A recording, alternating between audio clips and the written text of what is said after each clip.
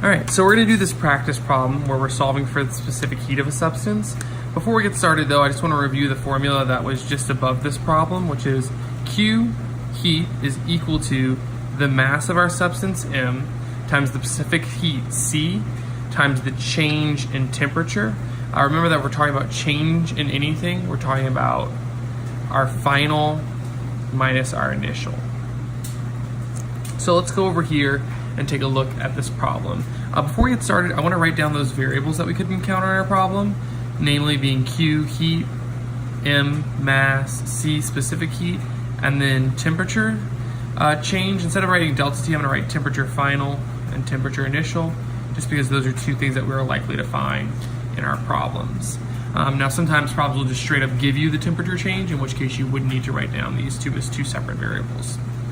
So the specific heat of potassium is 1,000 joules per kilogram Kelvin. I'm going to underline that because it's a key piece of information.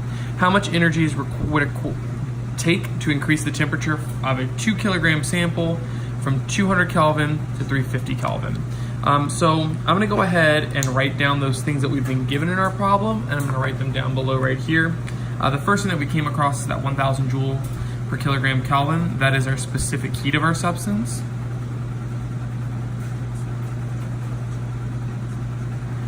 The next thing that we have is 2 kilograms. Obviously, that's going to be the mass of the substance that we've been given.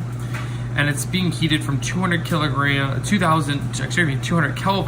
all the way to 350 Kelvin. So our initial temperature is going to be that 200 Kelvin, and it's going up to that 350 Kelvin mark.